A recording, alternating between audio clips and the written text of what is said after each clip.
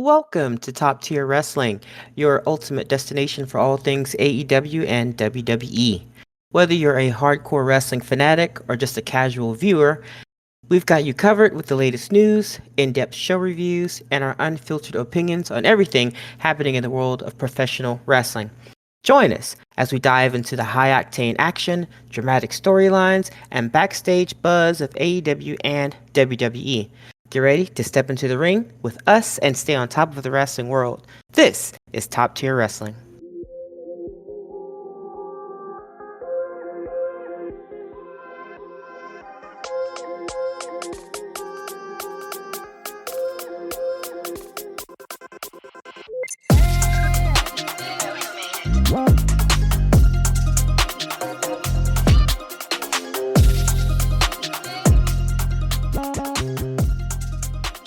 Ladies and gentlemen, boys and girls, wrestling fans of all ages, welcome to the Top Tier Wrestling Podcast. My name is Dawn, and alongside me is the powerhouse himself, Josh. That's right, together we are the ultimate tag team, the Top Tier Titans. We're here to bring you the hottest takes, the nicest debates, and the inside scoop on our wrestle feels. The topic? Monday Night Raw, of course. Like Danny Masterson's prison cheeks, let's get into it. I like Danny Masterson's prison cheeks. Oh my god! Don't tell anybody you like that. Oh, I didn't say I liked it. That's hilarious, though. Oh my god! All right. So as you mentioned, we will be covering Raw, but just to give some context, I'm going to do a very quick recap of Crown Jewel. Overall feelings.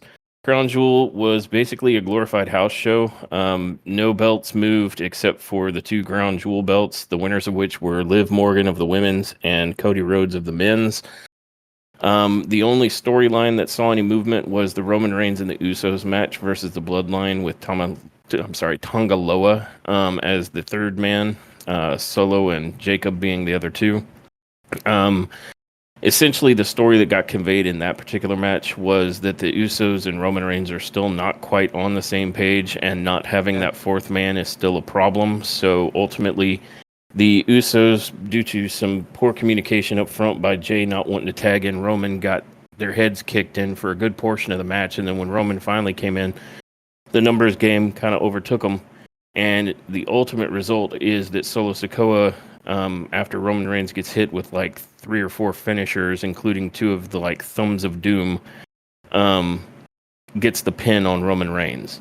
And then after the match, the Solo's bad bloodline starts to gang up on Roman Reigns, and the numbers game is more than the 3 of them can contend with. So of course, out comes Sami Zayn, and so Sami Zayn helps fight off the bad bloodline, and at one point, all 4 members of the OTC bloodline are in, each in a corner, and Roman and Sami Zayn are at opposite corners with Solo kind of stuck in the middle, and he's looking around trying to see who's going to attack first. And so Sami Zayn and Roman both take out towards the middle to attack Solo, and he ducks out of the way, which allows Sami Zayn to basically kick Roman Reigns in the face with a haluva kick. And that, of course, causes this rift where they think somehow Sami Zayn intended to kick the tribal chief in the face, and so he knew that moment was gonna come. Yeah, he totally predicted it. Yeah. And this is just a little before that, there was a question about whether Sami Zayn was working with Solo's bloodline, and because of the SmackDown situation where you guys remember he got caught talking to Solo. Yeah. Yep. So from a distance, Sami Zayn, of course, nobody knew what was being said. It was all from a distance, so it was just all circumstance. Like, oh, another wrestler talking to another wrestler. Oh, hell no, Yep. So. And so we now find ourselves in a situation where Sami Zayn is an unknown quantity, right? It looked like he came out to help at least Jey Uso, but then he kicked the tribal chief in the face, which looked to anybody who was watching like a total accident. But of course, they can't play it that way. Yeah. And so, drama. That was effectively the only storyline that got any advancement. There were several matches that get a notable, like they're worth mentioning because the work rate was outstanding. The performers just really killed it in the ring, even though there was not really any story progression. Yeah. The women's fatal four way for the tag titles had some excellent spots and some great work rate. Of course, I told you no belts moved, so Bianca Belair and Jade Cargill retained. Then we had an absolutely excellent match with Seth Rollins and Bronson Reed. Oh, These I two think that was really probably my brought it. favorite. Yeah, they really brought it.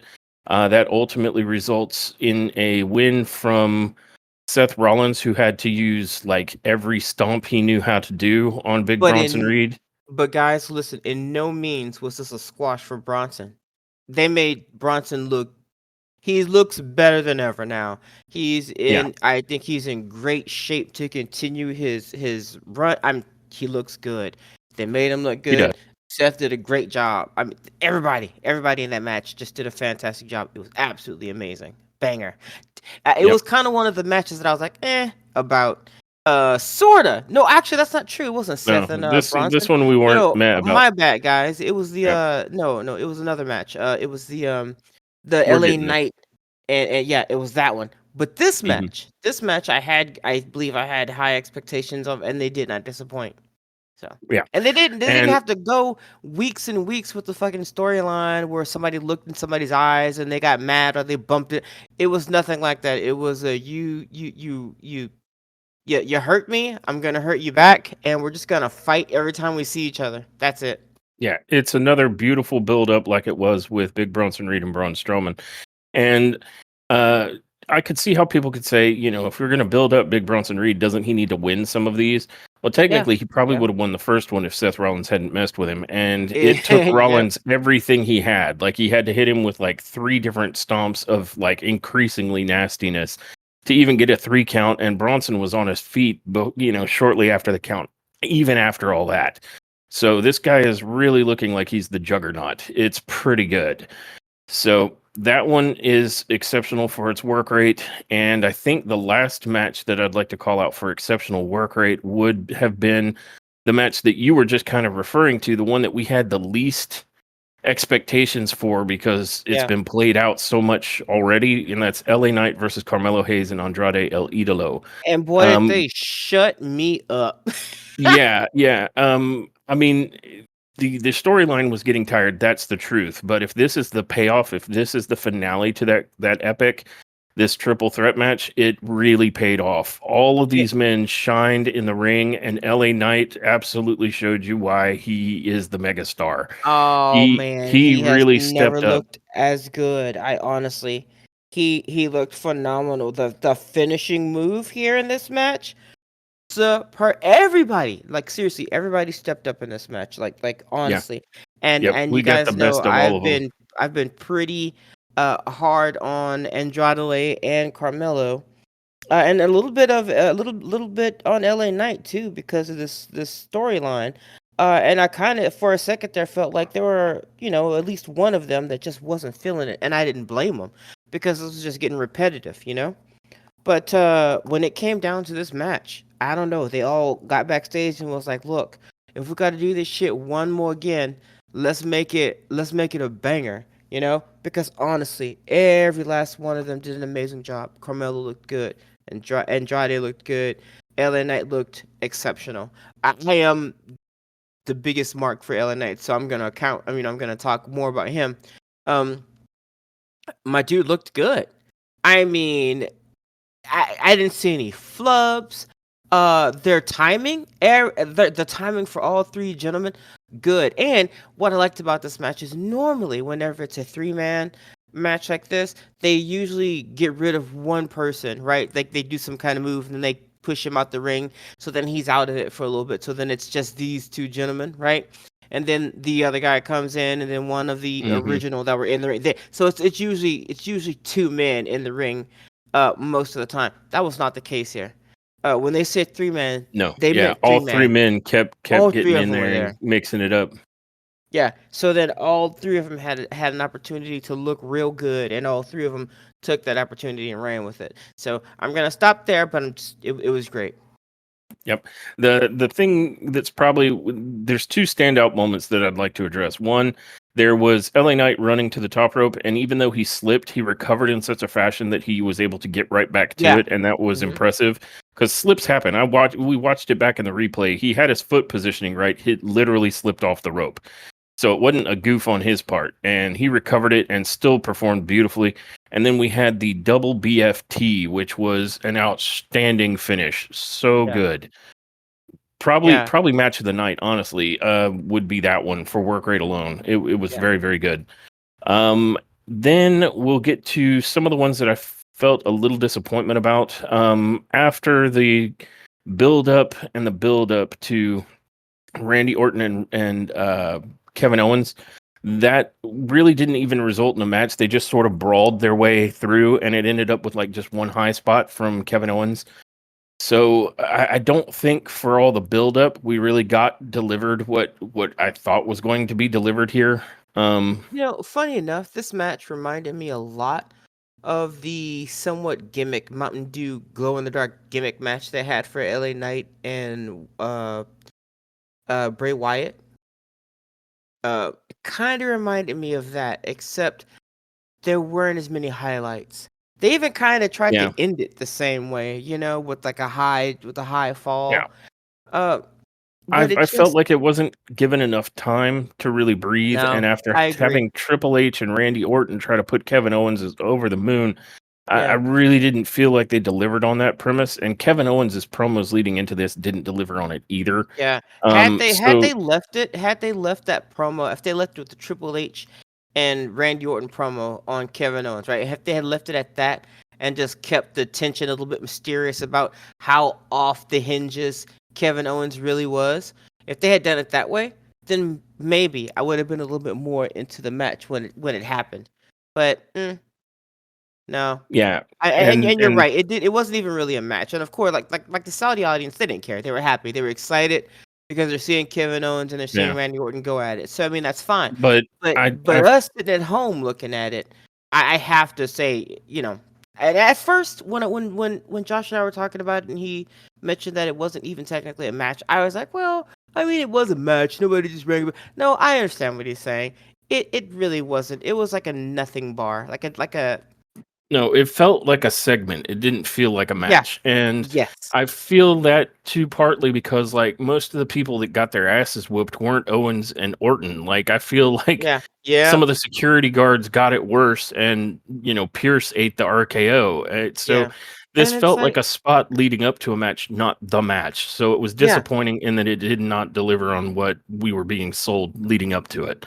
Yeah, and it Um felt that way because it felt like the gimmick match, like the Mountain Dew gimmick match that LA Knight and Bray Wyatt were in, but it also felt a lot like all the backstage promos that Braun Strowman and Bronson Reed had been cutting, where they were yeah. just fighting everywhere. Yep. It felt like a combination of those two things, and not not on as grand a scale.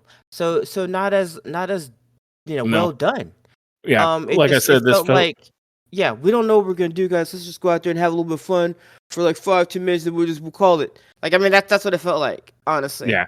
I feel like the real match between those two is still up and coming, even though it was pitched as this was happening here, and I Yeah, didn't feel that that's what we got. So it was a little this felt like a disappointing. commercial. This felt like a commercial Yeah. for the match. Yep. For an upcoming better match that will happen somewhere else. Yeah. So Um, yeah, then we get to the other disappointing match, and disappointing more. I mean, it's more disappointing because nothing really happened with the storyline, and that's Liv Morgan and Dominic Mysterio with Raquel Rodriguez versus Nia Jax for the WWE Women's Crown Jewel Championship. Um, and there was a lot of potential for there to be stuff to happen here, and it just wasn't capitalized on. Like we said before the pay per view, that the worst possible outcome is Liv Morgan wins the whole shebang, and like Tiffany Stratton isn't able to cash in, and that's yeah, exactly what happened. Liv Morgan wins the whole shebang largely through interference and cheating on the behalf of Dominic and Raquel Rodriguez. And so she ends up winning. At no point does Stratton have the ability to cash in, so that doesn't go anywhere. And Liv Morgan is the one who wins Crown Jewel. And I have an issue with that because Liv Morgan is not the champion of champions. She is the champion of I'm only here because I cheat with freaking Judgment Day. And so for her to be the Crown Jewel champion, I felt very disappointed in. I think that's a flower that would have been better put on Nia Jax if it had to be one of them. Yeah. And then Tiffany Stratton did not cash in on anybody. And I don't know if this happened because they were just playing it safe, because that's how this whole pay-per-view felt. Yeah. Work rate was the only thing that was good. No risks were taken with the movement of belts or really the advancement of any storyline but the bloodline. And so this was a pretty meh pay-per-view. If you want to know my rating, it's not top tier for Crown Jewel. No, I wouldn't have put And it top tier. it was the same situation. I mean that pretty If much I covers the Liv Morgan whole wait, thing for me. if I may, yeah, just I have to say something about the Liv Morgan and Hmm. Nia Jax quote unquote match. Um, we both knew that Raquel and Dominic would interfere, right? We both knew that. For a championship match, for a belt match, I never find it fair for any opponent to have somebody at ringside that can assist them. Um, I never, because I always know, oh, okay, well, it's going to be Interference City. And no matter how many times the refs have done jobs like this, no matter how long they've worked for a wrestling promotion, they never really understand that they're being tricked to look one way while the audience screams about something else. I don't know what it is. That's kind of a wrestling trope. Yes, I know it's fake, but it's kind of boring now. I wish they'd do something else now, something a bit more creative. Um, but aside from that, the Liv Morgan, Nia, God, the match was bad, and it's kind of like they knew. Okay, as far as Liv winning the belt, I don't care. I feel like this is kind of a I don't care throwaway type belt anyway, because they don't even get to take it home with them. They just wear rings, Yeah, it's a and suck up to Saudi Arabia. That's the yeah, whole thing. and yeah, and if you want a little blonde mascot for that, cool, whatever. Knock yourself out. So that I don't care. What I do care about is them knowing. They already knew that there was no way Liv was gonna realistically beat Nia. So they already knew that, right? Yeah, because Nia So was pretty much pitching her around from go. yeah, from jump. And we've seen Nia in the ring. Rhea Ripley has issues with Nia, right? So what the hell is Liv freaking Morgan gonna do? Exactly what she did do. Get thrown around a lot and then win the belt by dishonorable means, to which she cried gleefully about and the audience cheered. So let that wash over you. So that Yeah. sums up that belt right there. So I don't care. She won it. Cool. Whatever. But I just want to point out my favorite part in that match. I believe it's when Nia was at the ropes, and I think it was Raquel who got up on the apron there and kicked Nia. So then Nia fell over, like fell forward. And then so you could see Nia and you could see Raquel right there by the ropes. And Raquel, instead of jumping down to the apron there and hiding alongside the ring, she crouched down by the ropes. Let me explain. She hid herself with one of the ropes. Yeah. Yeah. Okay. Yeah. No, you know what, guys, you probably don't understand. Look, okay, so there are ropes, right?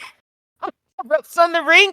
The ones that you can see past. Like they got spaces, huge spaces between them, and so you can see like fucking everything. Yeah. Well, Yep. she hid Yep. behind those. Um, Yeah. Super stealth. and then kind of just slid down once the camera was off of her, but like camera wasn't off of her fast enough before I could see her crouch down behind a fucking rope, and then kind of slide down like the dumbest leathered snail that ever done existed in a wrestling ring. So Yep. that should sum that up for you guys. Yeah, yeah, Yep. yeah. It just didn't do anything that it could have done. And I don't know why it was so safe, this thing at Crown Jewel. But Um, I don't know if Rhea, like, actually being injured with her orbital bone had something to do with why Oh, this played out the way it did, but who can say? Because the whole rest of the show was so safe. I'm not sure I can pin that on that. That said, yeah. the last match of the night, Gunter and Cody Rhodes, was Respectably good also match. it was a good match. The work rate Hmm. was good. Gunter and Yeah, Rhodes really fought it out. And this is it's another safe pick, right? We went with Cody Rhodes, of right? The course. face of the Yeah. company. I don't know that I had high hopes that Gunter might steal a win here, but I mean, you're making it like Cody is completely unbeatable by everybody. Like he can't lose to Roman, he can't lose to Gunter, he can't even lose to Brock Lesnar. So, like, who then? Who will eventually beat Cody Rhodes? That said, I don't know that this was a great payoff to the tensions that have been building up over two Royal Rumbles between these two men. Um, so I don't know. I can't say anything bad about the match. It was a good match. It was just It was a another good safe match. pick, and Cody Um, catches the crown jewel championship. yeah. The I did have a problem with this match. It was a solid match, like you said. Uh, and Gunther looked good. Um, Cody Cody looked better than he's looked as of late, because like you said, he has been looking a little stiff lately. Stiff in the Uh, ring, yeah, yep, Yeah, a little, kind of repetitive, you know? I mean, he always has been, but again, that's not like a bad thing. Most wrestlers, especially ones that are getting uh bigger superstar status than others, they end up with a move set that they kind of stick with. And Cody has picked his move set. So it's not his move set's kind of boring to me, honestly. But he was looking better in this match. It looked like he actually felt like he was in some sort of competition. Whereas the last, 2 or 3 matches, 4 matches I've seen him in, he's kind of yeah, been meh, like it's kind of been a match where you knew he was gonna come out the victor, right? You knew. This match, not so much. It kind of started off a little bit slow, but I like the way it started out because it felt more like a Gunther match, the way Gunther would normally start out a match where you just kind of filling out your opponent and going from there. Uh, so overall, I liked it. But it was definitely a safe bet to pick yeah. Cody. And I think the only issue, and I don't know if I should even talk about this. I'm so sorry, but I think the only issue that I had with the belt and Cody in general was the little promo that they cut, or like the little vignette that they played about how Cody felt about the belt, and how, and you explained to me what he meant, where, he says, like, if you win the belt, you're the guy, right? Um, but then to me, it kind of felt like he was discrediting, the belt, the WWE belts, like the belt that he has right now, and I kind of got a little annoyed by his promo. I don't even want to, so I was just like, yeah, okay, fuck you, buddy. But but after you explained to me what you think he meant, I took it a little bit better. At first, not so much. Um, but yeah, overall, good match, fun. It like this entire show was just really good work rate. So yeah, you're right. Which is good to see. Which is good to see. But I don't know if we needed to fly all Yeah. the way on the other side of the world to have a good Well, house show.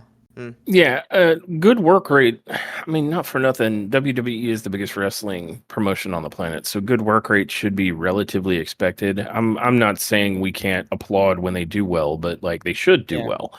Yeah. Right. Um, in the ring, and I don't know. I guess the reason I said this wouldn't be a top tier for me is again everything was safe. No belts moved except for the two that are only relevant to this pay per view, and Yeah. That um have to move. that have to by Yeah. necessity. Nothing else Yeah. did. The only storyline that moved even slightly was the bloodline. To me, this felt like it could have been like any other TV show or house show. And so if this is a paid live event, even if it's just on your subscription to Peacock, I don't think it delivered for that. I don't think it rose to that particular occasion that this is a premium live event. It didn't Yeah, feel premium. This felt like a house show basically, and no, nothing moved. nor do No we no need to go. surprises. Yeah, nor do we need to go half away or half across the world, uh, to pin Roman, man. We don't have to do all that. We did not have Yeah, to go fully agree. that far to get my man pinned. And the way it was done, I'm gonna say it, I kind of felt like it wasn't as meaningful as they thought. I don't think. Because I mean, Roman getting basically beaten up by Jacob Fatu, and then having Solo. If Solo had done any other finisher besides that thumb, honestly, if he had done any of his other finishers besides that, just that, then it would have been a little bit more dominating. But you thumbing a guy in the throat twice don't mean it looks goofy to me. Yeah. Um, so he did not come out looking strong. I think Jacob Fatu came out looking stronger. Jacob Yeah. Fatu gave Ro- you guys when Josh said that he took four finishers, like four finishes from people, what he meant was Jacob Fatu handed him his ass like two or three times, and then Solo gave him the thumbs. Yeah. That's what, yeah, right. And then Yep. Solo gets the pin. That doesn't make Solo look dominant. And I thought if you wanted to make this new bloodline look dominant, you have to have Solo put in most of this work. You have to have Solo, because it would have been Roman in the end. Roman would not have ended this with some he wouldn't have ended the match with the chokehold. He wouldn't have the guillotine. Yeah. Yep. He wouldn't ended that match with that. Okay, he wouldn't have let, like, let's say it was him and Solo was his right hand man. He wouldn't have let Solo come in and do two or three powerful moves. No, none of that thumb shit. No thumb shit. Just go in there and wreck him two or three times with some powerful moves, some finishers, and then let me come in and put him in my guillotine, and then I win the match. He would not have won Yeah. that match like that. I So think that they're in a tough spot though, right? Like they have to convey several things here. And one of them is that Roman can be beaten, but it still takes the whole damn team to do it. yeah, And the other major thing being conveyed is that even with the Usos back, with Roman Reigns, they're still not on the same page. And that yeah, discordance allows the Solo bloodline to still get the one up on them. They're going to have to keep working on their A game and get, on the same page. And I think it did credibly enough to do that. Like the alternative would be like a straight win by Solo with no additional help on Roman would bury oh Roman. no, that would have Like, been a squash. No, no, no, we don't want that. yeah. So I I think they didn't did mind the help. the Yeah, best yeah. they could do. No, But everything was great. What I'm saying is you got strong finisher from Jacob, and then your oh, and top then man. Thumbelina. Yeah, your top man does some ballet around him, and then gracefully lays on top of him. That's not what you want. That's what I'm saying. Yeah. No, If I you're trying to make the new bloodline look good, look dominant, then how about Jacob Fatu? Strong move, right? And then when Roman is about to stand up, spear from Solo. He knows how to do spears. He did it earlier. Do a spear, and then do the pin. No, you well got to that do your trademark thumb, I guess. I think a lot of that comes down to the fact, and you and I are both in agreement here, make no mistake, but not everybody thinks Solo's thumb is the worst finisher in the universe. Oh, Like jeez. I think that's part of the problem is you and I see that as being like one of the most terrible finishers in the world. Ah, Like it's so stupid. But they're not seeing it that way. As far as they're concerned, all those finishers were basically equivalent. Solo, Ay, because I ay, mean, ay. keep in mind this is the same stupid thumb that he used to Yeah, completely eradicate John Cena. So they think that thumb is freaking amazing. you So aren't wrong. You aren't that's wrong. where we're at a disconnect with their viewpoint on that thumb. I think it However, looks he did dumb. more. However, he did do more dominating moves to John Cena than he did to Roman. That's Well, I mean, it was a match just between him and Cena without like a whole bunch of an army there to all true. participate. So I think he kind of had to. But I agree with what you're saying. I just think the disconnect is that we both think that the Thumb of Doom is stupid, and they Yeah. don't see it that way. They think it's a Oh. total viable, like you are destroyed now finisher, and Oh. I don't see it that way. Oh. Okay. Well, it's dumb, guys. It's dumb. Fight me. It's So dumb. so that we can get to Raw, what quickly is your review of Crown Jewel? Eh. Eh, I mean, good matches, but honestly, it was something that I could have watched, live from Chicago or anywhere else without the glitz and the glam and the giant belt that they walked around the entire studio for like 3 months with, like starting and stopping and opening, looking at it. All of it was just a big old hype. For what? I'm not sure. Maybe they were advertising the WWE experience that's happening in Riyadh. I don't know. But yeah, it was all right. Would I call it top tier? I wouldn't. I think I'd maybe give this a 6, and 6 ain't top tier. Yeah, I might give it a 5 simply because this Yeah. is something that people pay extra to see, Hey, and if I'm feeling I really don't good, think maybe 7. Because they man, worked. They put in the work. And not only that, but they got on a plane to go fly 14, 15 plus hours to put in the work somewhere for no freaking reason, honestly. And so I'll give them a 6, 7 if I'm feeling generous because the matches were really good, but it was a nothing burger. yeah. It was like For getting a really good, well seasoned burger with no cheese or any condiments. yeah. For me, I'm thinking if this is something you expect somebody to pay extra for, they should get Mm, extra from it. And yep, good work rate, like I said, is something that should be expected from the top professionals in the industry of professional wrestling. It's that yeah, shouldn't be like, oh wow, we actually got that. That should be expected. yeah, That yeah, said, I mean, as a wrestling fan, I would have. I'm incredibly disappointed that this is something that WWE expects you to pay for, and then they play it so incredibly safe, and very little actually happens. It just didn't do it for me. So yeah. I'm absolutely in the not top tier camp as well. Yeah, I don't remember last year's being so safe. I thought last year's um wasn't that was the episode where I think Jimmy kicks Roman in the face, right? Wasn't it Crown Jewel, or I was think, it Jay? It was the yeah, beginning of the bloodline drama or yeah, something like that. I've slept since then, so I honestly couldn't tell you. All I know is that this year's Crown Jewel was not one of their better pay-per-views, and I mean, at best, I would say this was a competent house show.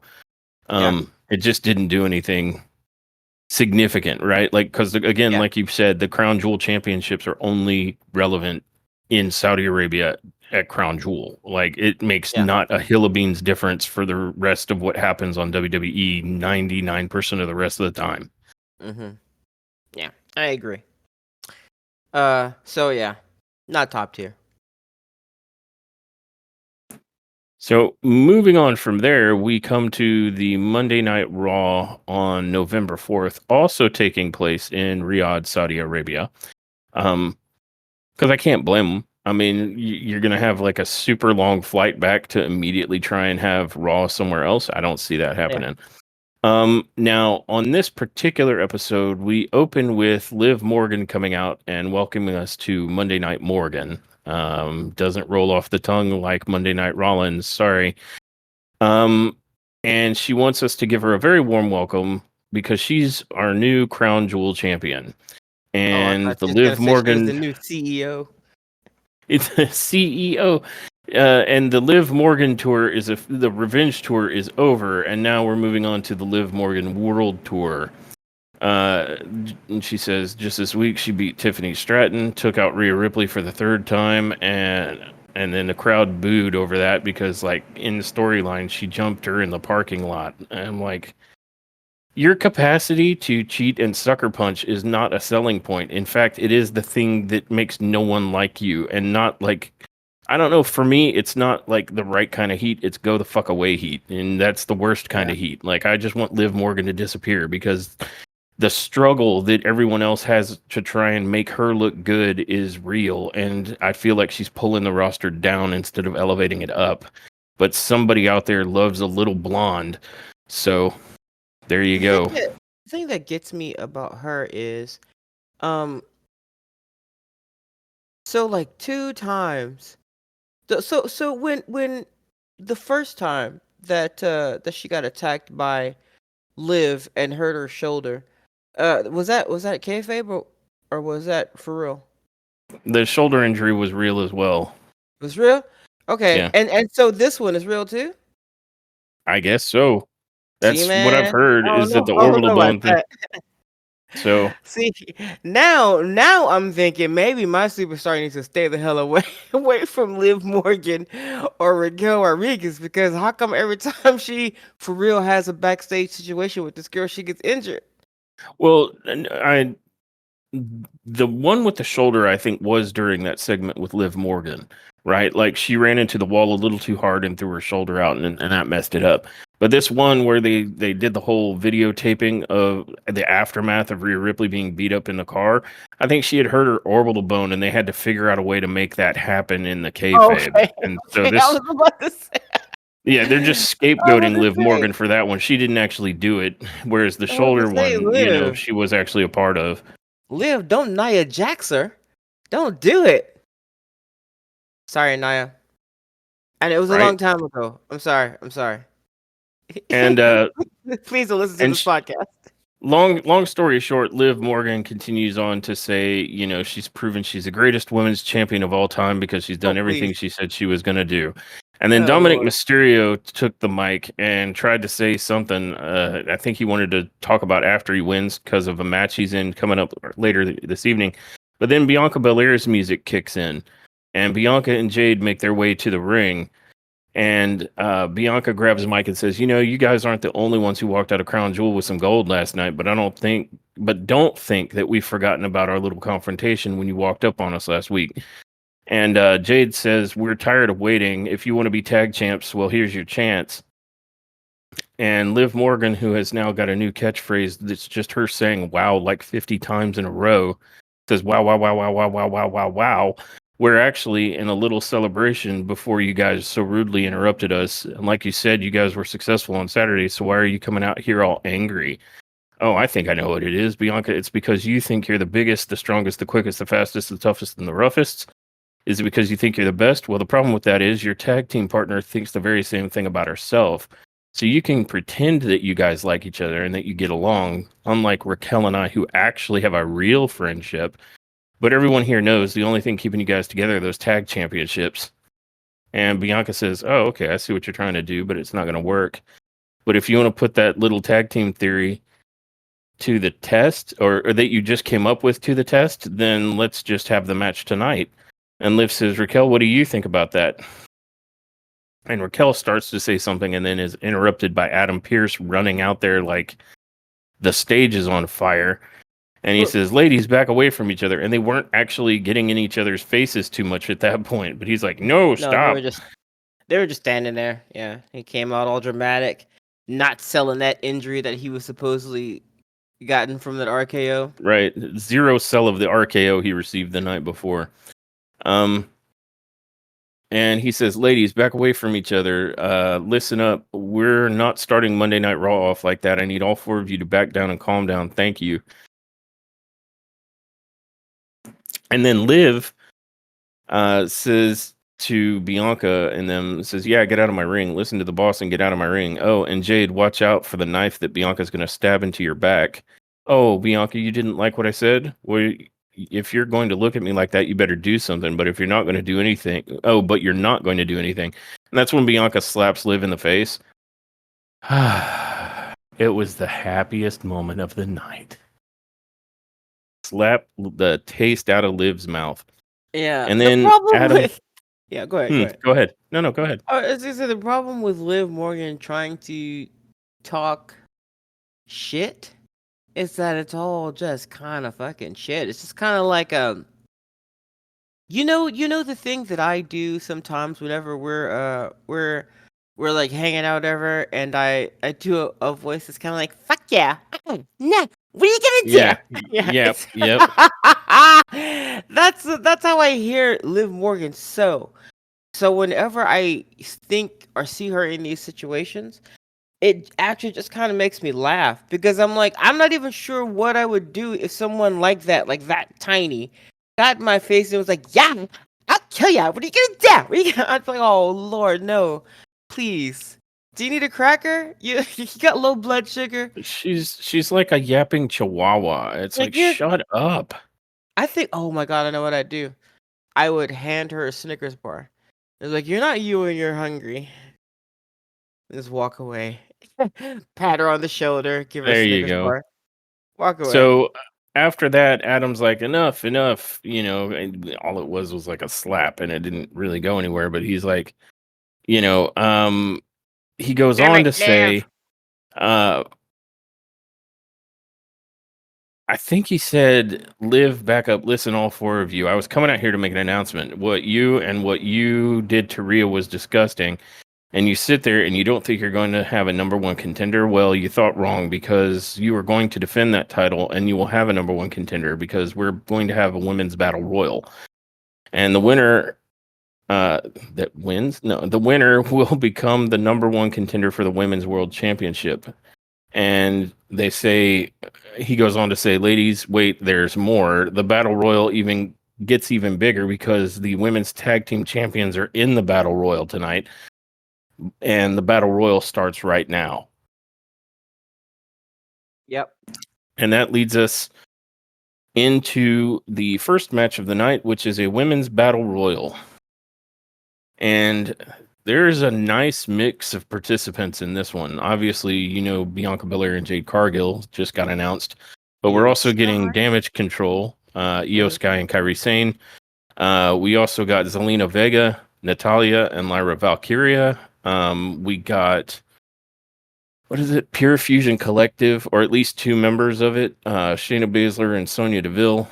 We got Ivy Nile of American Made. We got Caden Carter and Katana Chance, and Isla Dawn and Alba Fire. So there's a lot of women's tag teams in here. And for some extra spiciness, they tossed in Maxine Dupree.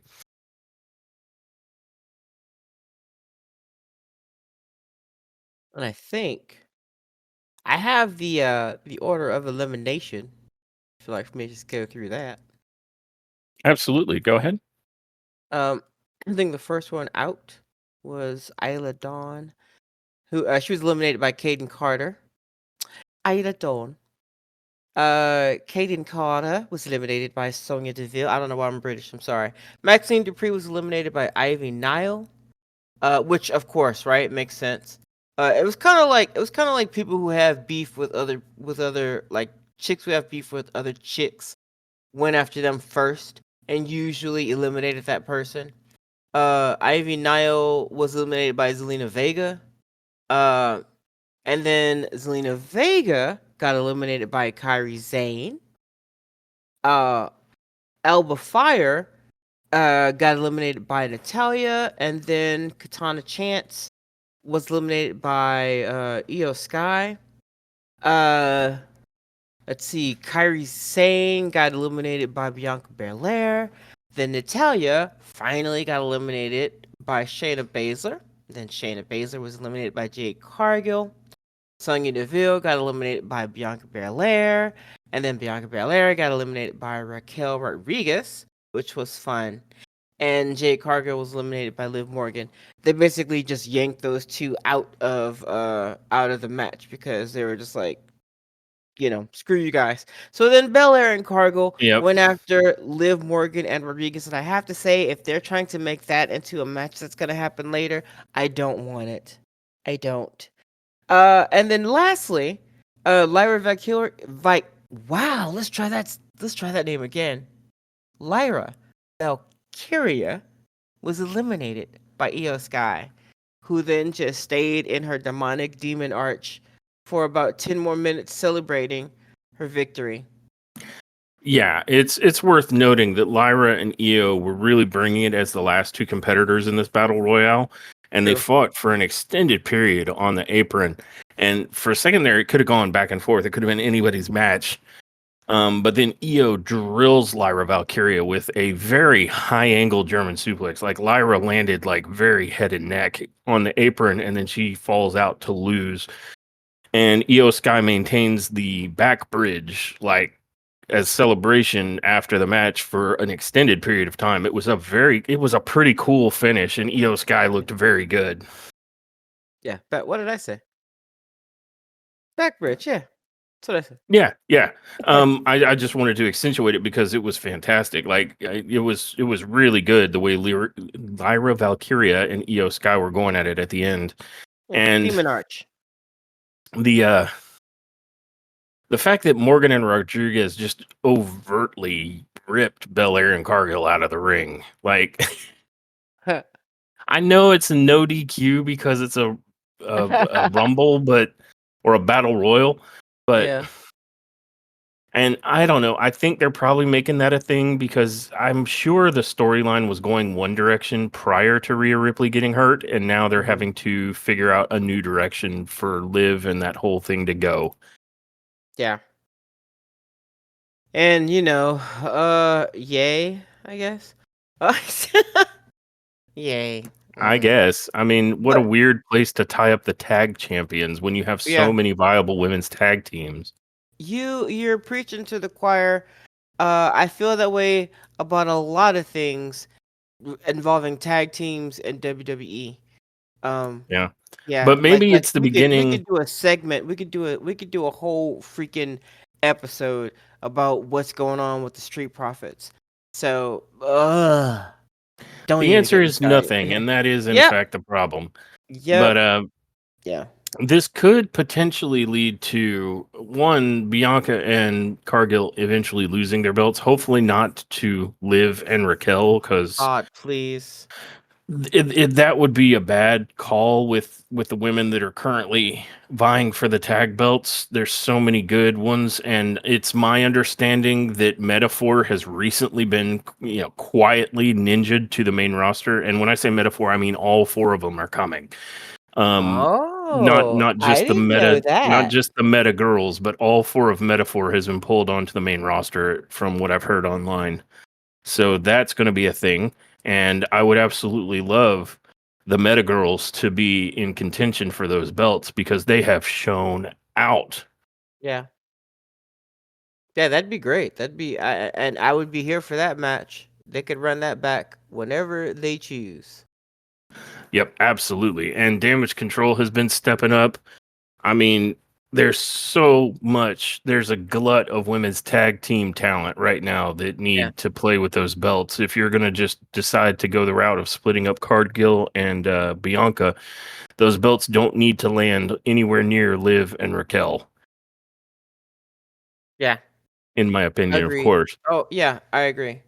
Raquel doesn't really need to land anywhere near a ring A right now. wrestling But ring? that's just my opinion, and maybe I'm wrong. Maybe she was getting warmed up, and now she's ready to show us something.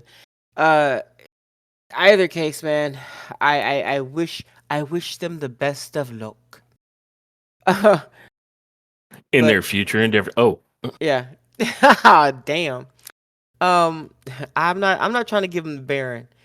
I wasn't trying to give Baron the Baron. Um. yeah, maybe we should take this moment to talk about that a little bit since it Oh got brought up. boy. How do Yeah. you Yeah. feel Yeah. about the new releases that we heard?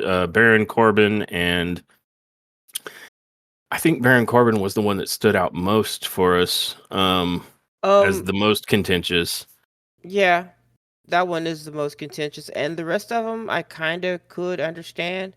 The one that I would like to bitch about though is definitely Baron Corbin. I think that was a real dumb move. I don't know what else they were expecting that guy to do, except every fucking thing that they asked him to.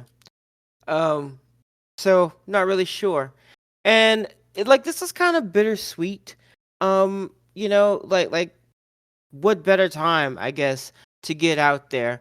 Because professional wrestling is on it's on an up, right? So that's great. But I mean, fuck, he's 40 now. So thanks for wasting some of his best years. Having him doing some real dumb shit. Thanks for that. Appreciate it. And then hooking him up with Apollo Crews because you fucking hate him. And why Apollo? I didn't hear nothing. I didn't hear nothing about Apollo Crews not being let go or nothing. And okay, you guys like Apollo, that's great. And if you do, cool. I'm not saying that he isn't, cool or whatever. He ain't my favorite. He's kind of lackluster. He's a fucking slice of just regular ass bread to me. He's like, And there's absolutely a reason we call him Apollo Lose. And it yeah, was an absolute waste of Baron Corbin. You sent him down to NXT and he built himself back up. He had the coolest ring entrance theme song yeah, ever. yeah. And then, Excuse me. but no, you're fine. But then to make it shitty, you have him build himself up, right? So now, like, the fans are back on him again. And look, Yeah. you almost destroyed him with Pat McAfee. Like this, you almost made Yeah. uh like Corbin. You made him into a nothing sandwich, man. Like you almost ruined this dude with Yeah, Pat. bum ass Corbin nearly broke him. That's why I think the fact that they sent him back to NXT and he rebuilt himself and he went on an absolute tirade with him and Braun Breaker as tag Yeah, champions in yes, NXT. that's And what I'm then when going. he gets the call up to the main roster, we're full of hope that finally Baron Corbin can get some kind of push because the dude's good and you've repackaged him and he's badass. And what do you do with him? You do nothing until you eventually release him. Yeah, you keep him. No, so what really bothers me about that is you hooked him up with Braun Breaker. First of all, that's an amazing tag team right there. Okay, so good on you. And we're thinking, okay, good, good, good. And then for some reason you put him with Apollo Crews, which is kind of like the kiss of death for your wrestlers. Because I don't know where what's the dude's Giovanni? I don't know where he went. Giovanni Vinci, yeah. Yeah, Apollo I Cruz was the Giovanni. person last seen burying that guy too. He had a comeback that ended in two horrible matches, and then Squashes. yeah, and now he's gone. I don't know where he is. I honestly don't know where he is. But I know that you Yeah. guys let Baron Corbin go. I know that your first round, like you didn't even think about it. I hope I hope that it goes to AEW or TNA. I'm preferring AEW because sorry, I don't watch TNA. Yeah. Um, Yeah. Exactly. I might catch some matches online, but I I'm not living that TNA life. Or some Um, crossover stuff with NXT sometimes. We don't yeah, really watch yeah, NXT or TNA, but we do catch yeah, some headlines here and there. yes. And I mean no disrespect, but WWE, AEW keep me very busy. NXT with a little side of NXT and all that. Though these shows keep us very very busy when it comes to trying to give any type of information or opinions or make any type of podcast. So I just don't. Not saying TNA is bad, but I just don't really watch it. Um, so I'm hoping that it goes to AEW, man. Fingers crossed. Um, and if Yeah. it does, I don't know. That I think I might be. I think that might be the happiest that I will have ever been to see or to see a wrestler from WWE show up in AEW. Yeah. Because then I think I'll be so happy because I'd actually get to see him in a match again. And Like actually get to see him be pushed and do his thing. He yeah, would fit right in as part of the Don Callis family. He would be he another would. amazing big man that could just run the Yeah, game with him over there. I mean they just freaking wasted this dude as far as I'm concerned. He could also, I mean, he could fit in almost anywhere over there. If he Yeah, wanted to be a new anywhere. member of the Learning Tree, it would be phenomenal. If he wanted to Yeah, be a new member of Moxley's crew, it'd be phenomenal. But if I he think he wanted would to do be the really lone great wolf, if he like he wanted to be wanted the to be in. lone wolf. Yeah, Yep. and just go Yeah, there and destroy. Imagine him in a match against Murder Hawk. yeah, I think that Come would be on. great. Oh, drool. No, Please, please go to I think AEW. he's always been better than the WWE has allowed him to be. You guys, And how dare you? yeah, How, he's just been buried for the longest time. And how very I mean, dare you? he's another phenomenal worker that they never saw the potential in, I guess, like Dolph Ziggler, you know. They did. So You know what kills me about that is? They didn't see the potential for that, but they saw him. They saw the potential to put him in matches with big superstars. They knew yeah, that he yep. was professional enough. They knew that he And was a safe such a enough worker. technical he was such a technical wrestler. My man was so good that they could put him in the match in the ring anybody with Yep. anybody, and he would make them look good. They would not have to worry about their superstars coming out bruised or damaged or broken Hmm. or Liv Morgan or He's Nia Jax. You don't have to worry about none of that, Yeah, right? he's also one of the wrestlers that has legitimate credibility in combat sports. He is a champion in jiu-jitsu and he is a former Yeah, Golden Gloves champion. So the guy has boxing and like MMA chops to fall he a back on real too. one. He a real one. And y'all were like, I don't know. You're just not giving us what we're asking you. Well, and on top of that, I mean, however long his NFL career was, he's got that too. I mean, so this Yes. guy is the real deal. Like he's actually gone out there and done the bullshit that a lot of wrestlers say they've done and haven't. He's Yeah, done it. and on top of that, he's managed to work with like the worst possible characters to get them over that can be given to a wrestler. So I mean, I don't know what more they could have wanted out of Baron Corbin that they weren't getting. So I just I this is baffling to me. But if I had to look for a silver lining on some of the releases that I found contentious, like we've No. mentioned Cameron Grimes, right? If I had to look for a silver lining, it's that now they're free to go somewhere else where they can actually dig themselves out of the hole that WWE refused to ever let them out of. No silver So lining. No. maybe they could find a way in TNA or AEW to stand out. Yeah. That's the hope. That's the hope, right? Like I'm my no silver line. I'm joking. I'm trying to be positive about it, but I am very, very upset that they let go of Baron Corbin. But then they weren't doing nothing with him. They weren't doing nothing with him. Yeah. So they So should have now he let has him an go. opportunity to go Yeah. somewhere. Yep. And And maybe I that's why don't they did it. Maybe it was more of a mercy. You know? yeah, perhaps. Maybe that's why they did it. They did it to him first. I don't know. And But ugh. just to attach a couple more things about the recent releases and some of what you had said. Indy Hartwell, I understand. Ever since she got called to the main roster, she's done nothing but stand on the side of the ring or very barely have any in-ring time. And Yeah. the last match we saw her in, I had heavy criticisms for her performance. So I can't say I blame him on that one. And Tegan Knox was just vanilla and not over with anyone. Yeah. So maybe she can go somewhere and make a name for herself as well. Um, as far as like Cruz and Vinci, um, I don't think we've seen the last of the departures. So we'll probably see maybe Cruz and Vinci in the next round. And if they're hanging on to Cruz, I think there's two kind of more optics reasons or political reasons, however you want to phrase it. Yeah. One, it's known that there's kind of a buzz in the air that WWE hasn't been doing so great by their men of color. So you don't want that to be accentuated by cutting Cruz right now. Yeah. Um, that's one possibility. The other one is if they did cut Cruz, the most likely place he'll end up landing would be to run immediately to AEW and join MVP as part of the Hurt Syndicate. And they're Yep. not trying to help that. I mean, they shouldn't be if they're smart, but they let Baron Corbin go, so I don't know. Maybe they aren't. Maybe they aren't smart. Yeah. I'm bitter about it, guys. I am bitter.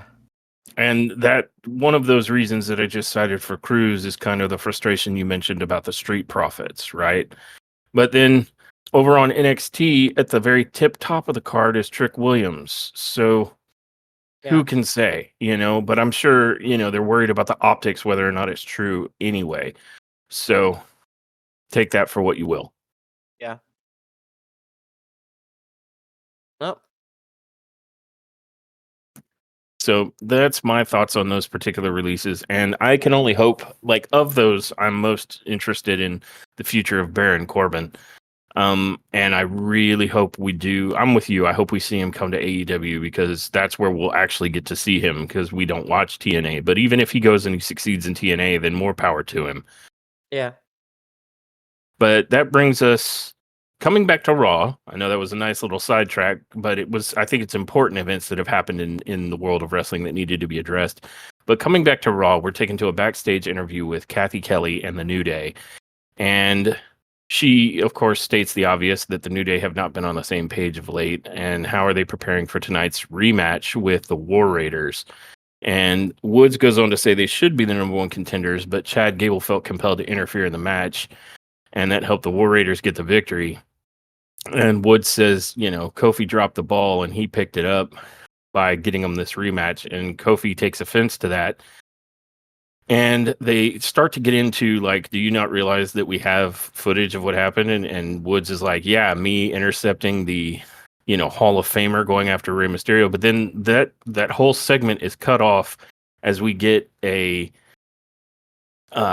vignette of the Wyatt Six playing instead, and it shows somebody dressed in a black suit with a black mask on. And anybody who's been watching the past few weeks can realize that's Miz. But we're being talked to by Bo Dallas, and he's saying a whole bunch of stuff, like as Bo is wont to do. And it becomes apparent that the Wyatt Six have abducted the Miz and are keeping him somewhere. And Bo calls Miz a false prophet and claims, and then Miz claims, once Bo takes the mask and the duct tape off of Miz, Miz says, "Look, you were after the Final Testament. I'm not with the Final Testament, and I'm totally willing to look at this as a misunderstanding and forget the whole thing."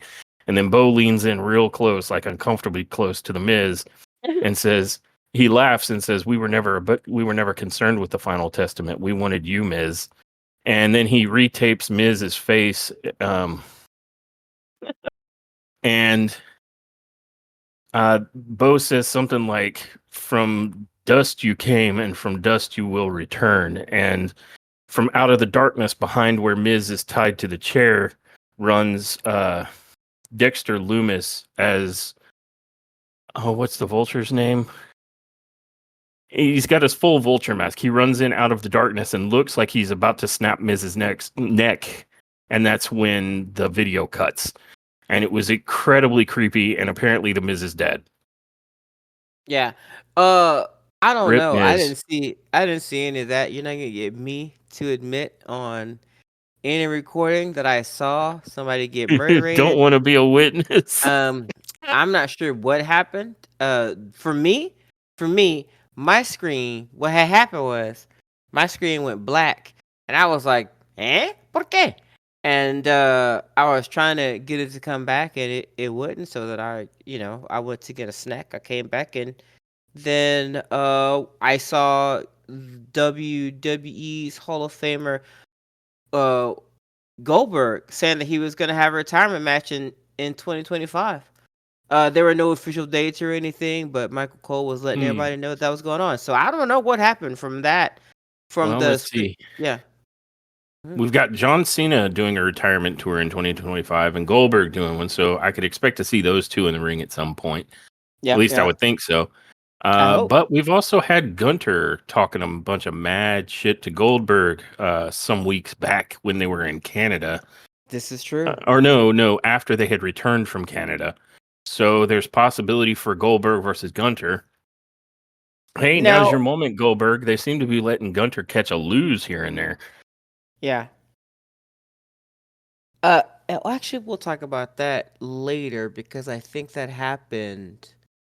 I believe that happened in this Crown particular Jewel. show.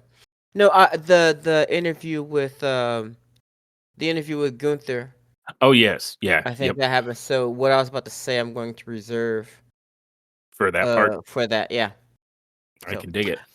But after the screen went inexplicably black, and none of us know what happened because none of us were a party to watching the Miz die. Um, yeah. Crap, I said the thing out loud again. Um, that brings us to our second match, which is the New Day versus the War Raiders, and this was actually a very good match. Mhm. Um, they pretty much told the story that they needed to tell while doing some very good in-ring work. The new and improved the War Raiders are Oh looking no! good. Don't you do that! Don't you do that to them! No, I'm not Michael Cole. I'm not going to verbally bury them on the mic before they even get a chance. Seriously. No, Eric and Ivar are looking good. They're hitting hard and heavy like they always have. Mm-hmm.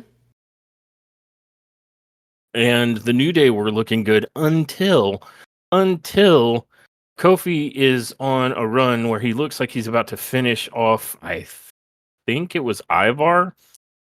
Um, Yeah, let's I think it see. was I Ivar. just want to make sure. Who was he in the ring with? Well, it was either Eric or Ivar. It doesn't ultimately matter. Because he's preparing to deliver Trouble in Paradise, and he backs himself up towards his own corner to deliver it. Eric. He's in And there with Eric. Yeah, yeah, with Eric, and yeah. Woods tags himself in, and this gets a look of disdain from Kofi, and it sort of conveys the idea that I guess they're not on the same page, and immediately Woods is like, "Go, go, go! You hit the kick, and I'll hit the elbow drop." And Kofi stalls out just long enough for Eric to recover enough to rock Kofi with a big forearm smash.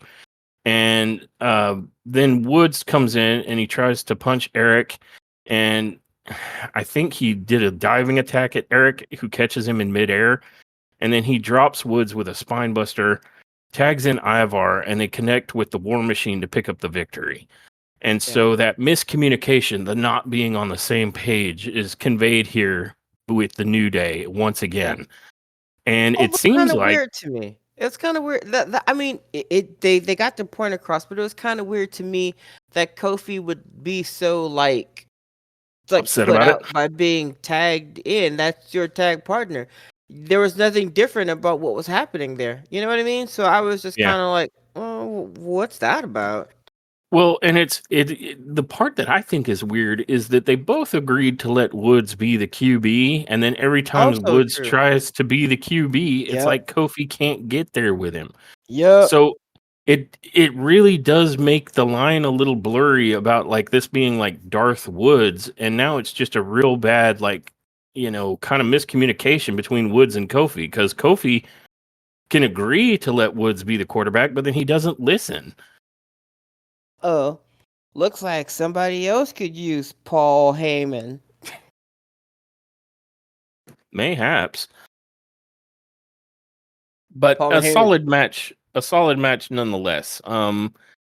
The War Raiders pick up the pinfall win, and once again, the New Day are still not on the same page, and they're going somewhere with that, and only time will tell exactly where. Yeah, das ist true. And let's see. They move on from there by giving us some information about the European tour.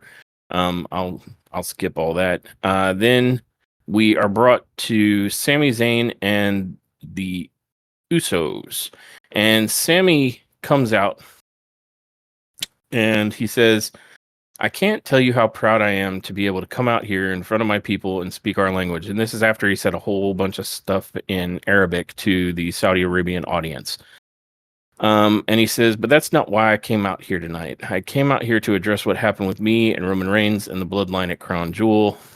And then immediately, Jey Uso's song kicks in, and the crowd is popping. They're doing the whole "it's just me, Us."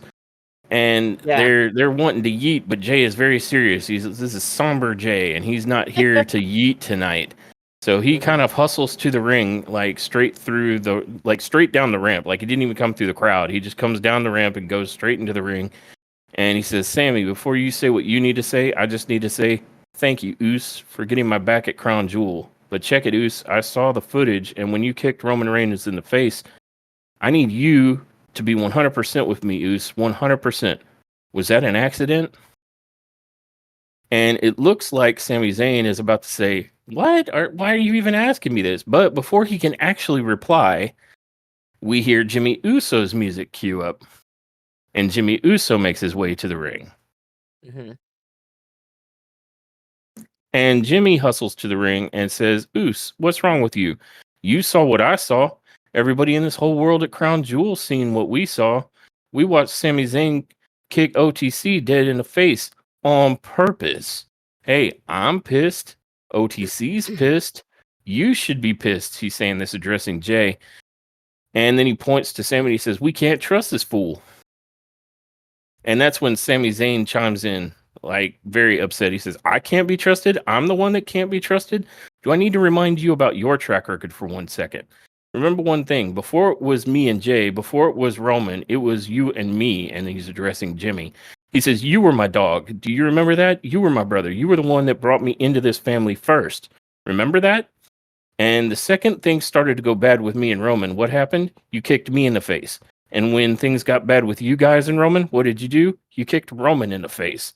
And when Jay had the opportunity to do things on his own, you kicked Jay in the face. It was always you.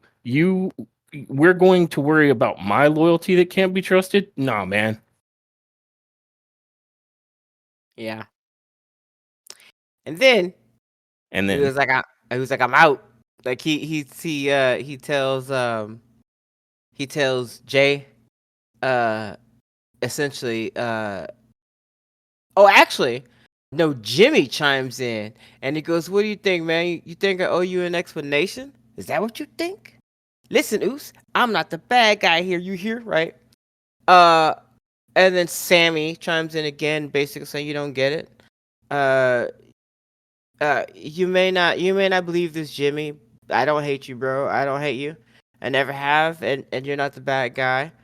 Uh, you're not a bad guy. But you make bad decisions. I came out at Crown Jewel for one person, for Jay. You understand? And basically, he says it felt good though, right? For a minute there to have all four of them there in the ring together. It felt good, but then that didn't last long. They were back to the BS. It falls apart just like it does every time with the four of them. And then he says he's not doing it again. Uh, he's not gonna have his loyalty questioned. He's not gonna be put on trial. He's already done that with their family, so he's not gonna do it again. And he basically tells Jay, "I love you. I'm sorry, can't do it. I'm out." And so he heads out of the ring, and he's making his way down the ramp. And Jay Uso stops him, uh, and asks him, to please come to SmackDown so that all four of them can talk it out like family do. And Jimmy's like, family.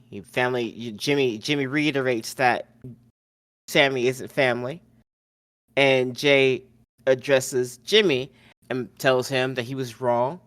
He was wrong because he said that Sammy wasn't family. Um, and then because I guess he's not blood related. And then he turns to Sammy and he gestures to Sammy and he says he is family because he sees Jimmy Uso, he sees Jay Uso, and I see, and I see. and I see. Then he says Sammy, ooh, and then the audience finishes the name with so. And then he tells Sammy that he hopes to see him at SmackDown this Friday. My brother. My Um, brother, I see. and And I I see. see. That was the most like Jimmy. Sorry, Jay Uso totally went like, "I see." Jimmy Uso, and I see Jay Uso, and Mhm. I see And I Sammy see. Uso. It was great. Jay is a treasure. He is so Yeah, good. he is. So the last thing that we see to end that segment is Sammy looking very overwhelmed with emotion, while he heads backstage, and that was that. Uh, And now we're all waiting on bated breath come SmackDown to see how this combustible elements come together. yeah, I can't wait. No, the bloodline storyline is hot right now. I'm Yeah, super here for it. Um, it is probably the thing that is drawing me the most right now in WWE.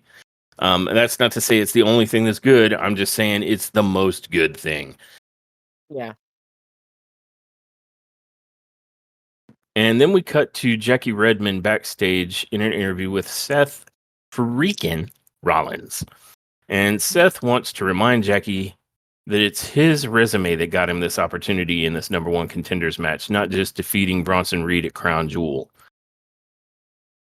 He gives Bronson his props and for living up to the hype, and says he has no doubt that they'll have another battle sometime in the distant future because right now Seth has his eyes set on gold. And that tonight, yeah. three of the very best in the world and Dominic Mysterio, they're going to duke it out for an opportunity at the World Heavyweight Championship, the title that he put on the map, Seth. And Seth says he knows exactly who he is coming out of Crown Jewel. Well, I hope so. Yeah. You've been Seth the longest. You should be the one that knows you best. Yeah. Um, And that brings us to our third match of the night. And this was a sleeper match. Like, I had no idea this was going to be the match that we got. But we got Chad Gable with Ivy Nile at ringside versus Dragon Lee with Zelina Vega at ringside. And Chad and Dragon just absolutely brought their A game. Like, this was the work They rate match of the night. seriously, no joking.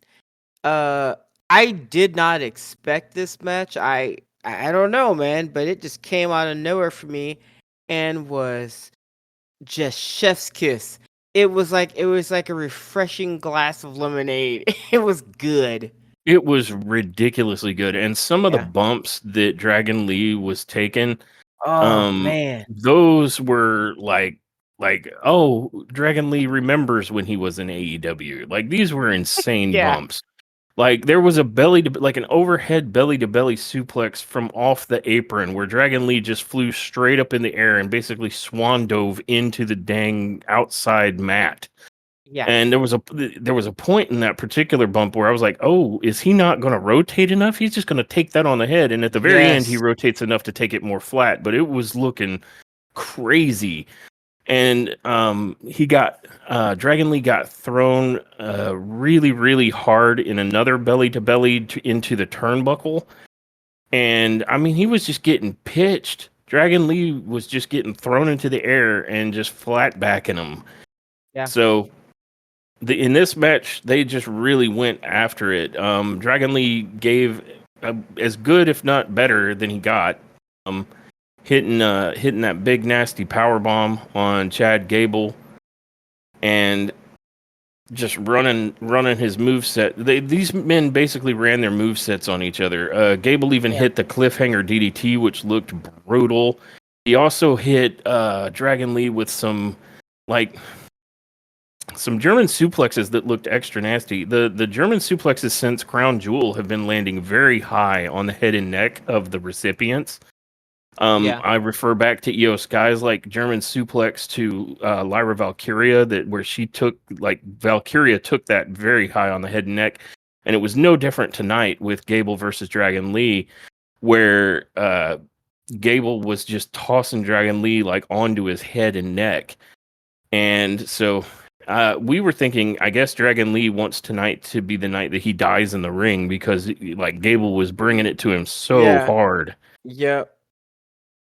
Um, but ultimately, We eventually get into an outside battle with Ivy Nile and Zelina Vega, and that ends up drawing Rey Mysterio out of his coffin. I mean, out from the back. And Come on. I mean, he's back there in a hyperbolic chamber, just staying preserved. Come on. No, I'm just giving him grief. No, but Rey Mysterio comes Oh. out and he makes his way down to the ringside area, and for whatever reason, Rey stops to check on Vega, but like Gable's like, "Oh hell no," and he goes to rip Rey Mysterio's mask off, and Rey ends up like to not have his head dragged up into the ring, he ends up kicking Gable. And this, of course, lets Lee connect with Operation Dragon to pick up the victory. Which none of which would have had to happen if Gable had left Ray alone when he was just checking on Zelina Vega. Yeah. But so Gable pretty much did that to himself. But it was a hell of a match between these two guys. Like it was a great match in the sense that I would love to see this match again, assuming that Dragon Lee could survive it. Yeah. Because this was a work rate match. Like these guys were bringing their A game on their in ring work, and it was phenomenal. Chad Gable looked incredibly dominant in that match. Like for a second there, I was like, this is like watching a miniature Brock Lesnar work. This is, I mean, you were throwing this guy around.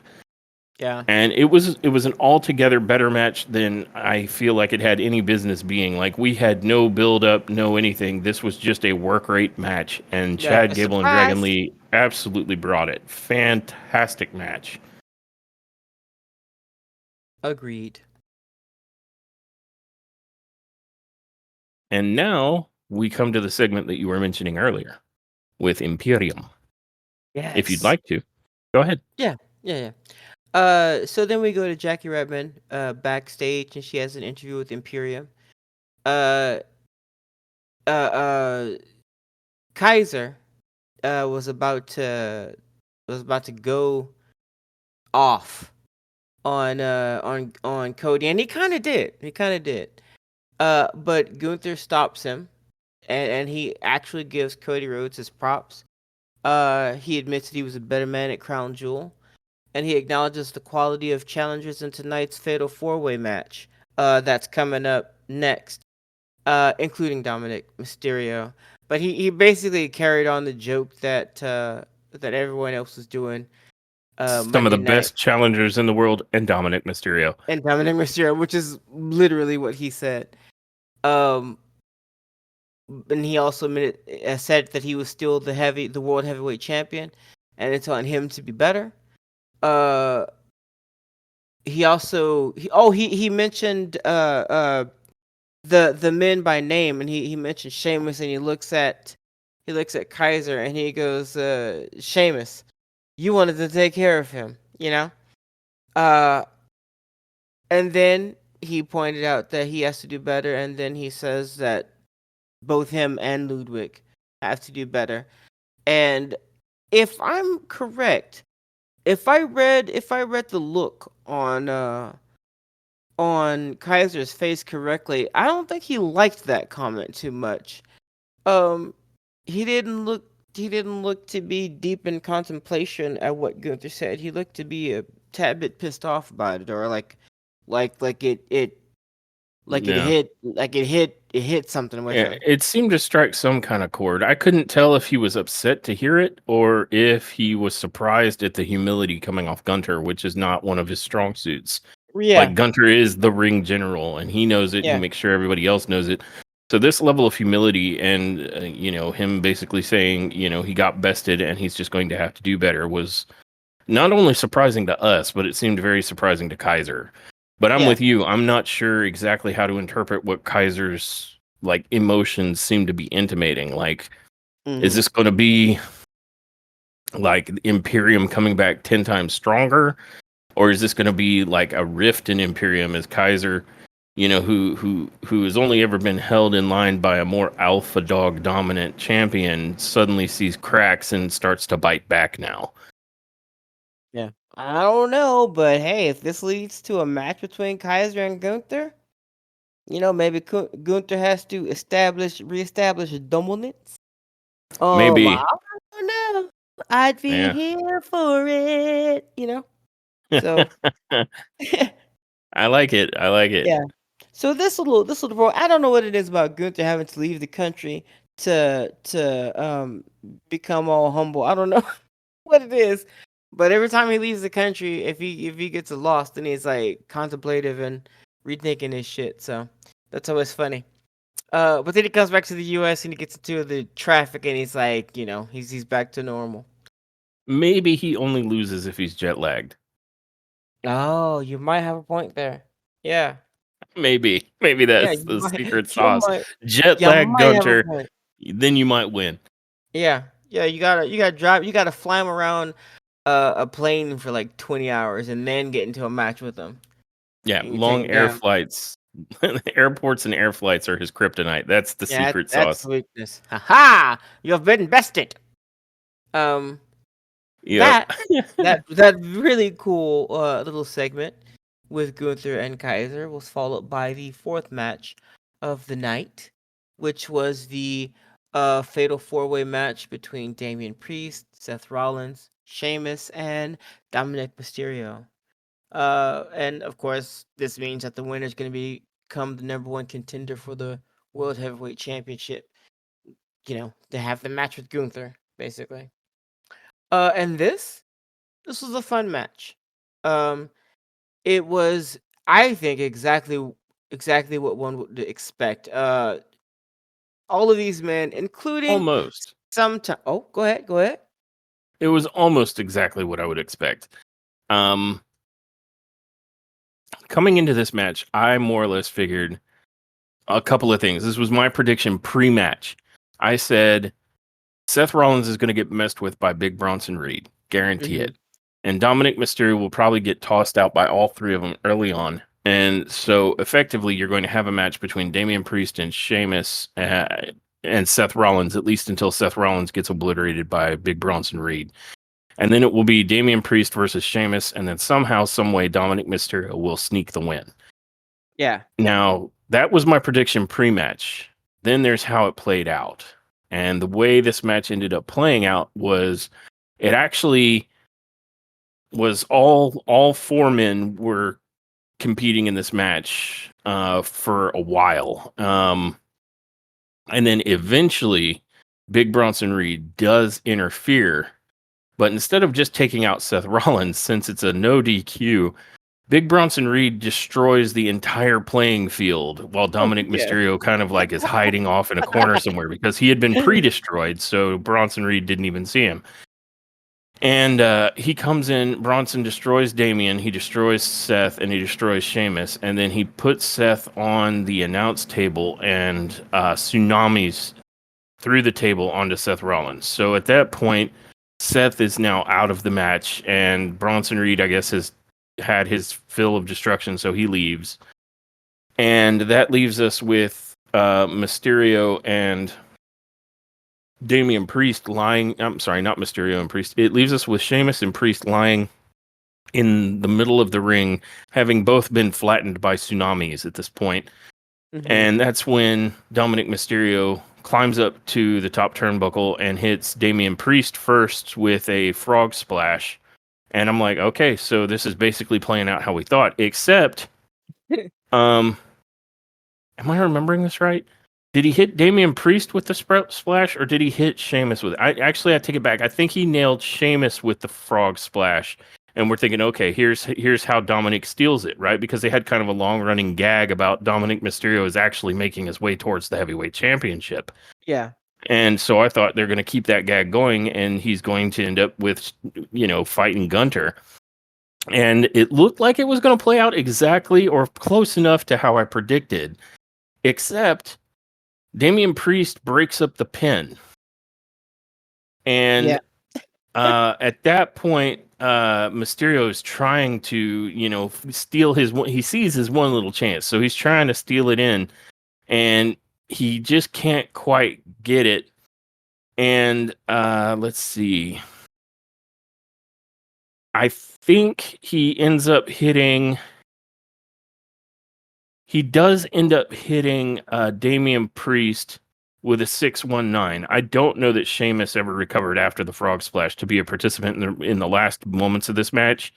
So it's Mysterio and Priest, and Mysterio hits a 619 on Priest, and so then he goes for the frog splash, but Priest manages to jump up and Yes. grab Mysterio out of the air, and then like Mysterio's feet barely touch the ground before he is pitched to heaven to receive the South of Heaven choke Yes. slam.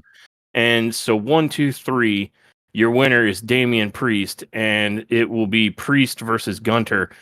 And in at the end of the match, Gunter, I don't even think they showed us him making his way to the ring. He just sort of appears in the ring next to Damian Priest, and they're kind of having a standoff as the show goes off the air. Yeah. And that was a pretty solid, like a really good main event right there. It almost played out how I thought it would with the tiny twist, because that was my backup prediction, was that Damian Priest would get it, because we saw Damian Priest before Crown Jewel telling Gunter, hey, go handle your business, but when you get back, you and I have a problem. Yeah. So it could have either been Damian Priest or Dominic Mysterio.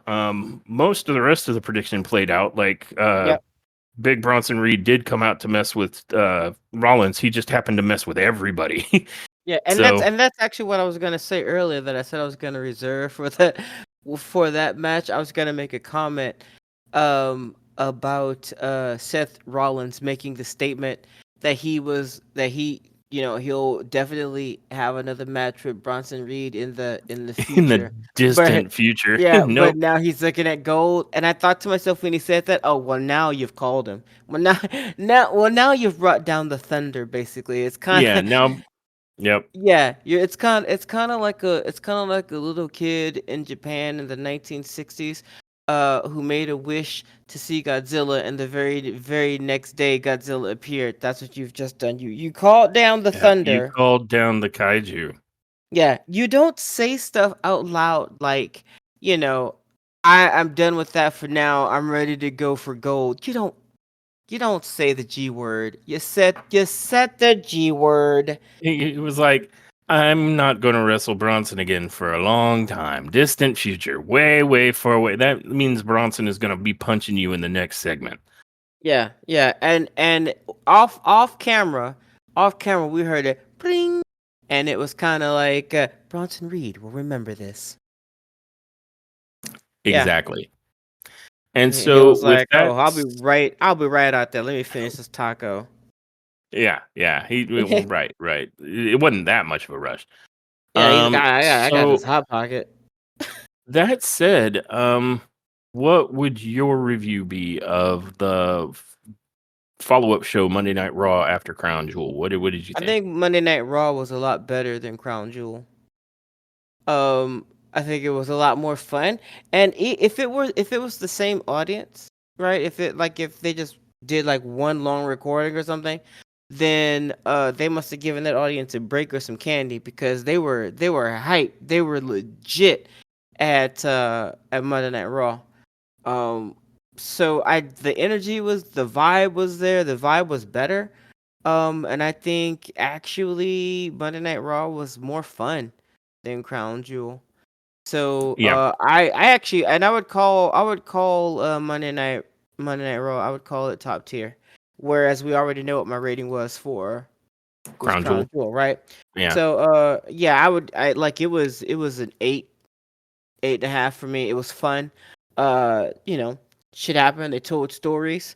We got to see the Wyatt Six little promo. Um, Hmm. the main event was fun. The stories carried throughout the entire show, and shit progressed. I liked it. I enjoyed it. Yeah, The promo that or the segment for the Usos and Sammy, you have no idea. Perfect place for that segment to happen, by the way, because that's pretty much where this kind of stuff broke down last year. yeah, Um, so I don't know. I liked it. It was fun. What about yeah. you? I'm inclined to completely agree. I'll Yeah. give this Raw top tier. This was somewhere between an 8.5 on the neck nub scale. Yeah. And I'll say this: like every single one of the four matches were good. The women's Rumble was good, or Battle Royal, I should say, and the New Day versus the War Raiders was very good.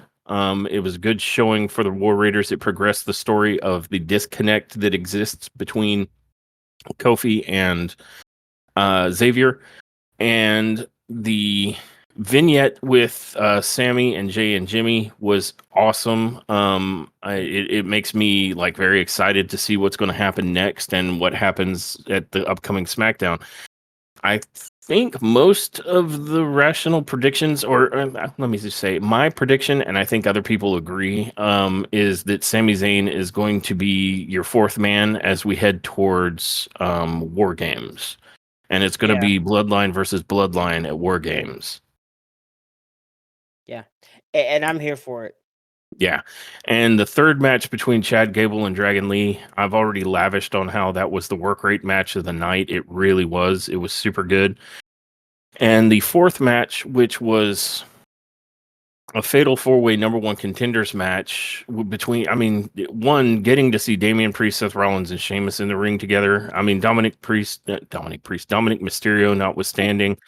Um, I mean, even Dominic looked good. I mean, in his own way that he can look good, he looked fine. So it's not like he was stinking it up. I know the joke was Yeah. like three of the best and Dominic Mysterio. Ha ha ha. Um, but I mean, Damian, Seth, and Sheamus are like three of the guys that you want to see battling it out for the World Heavyweight Championship. You know what I mean? Yep. Yep. Yep. And so those are three picks that could all be amazing contenders to go against Gunter, and then of course Dominic Mysterio.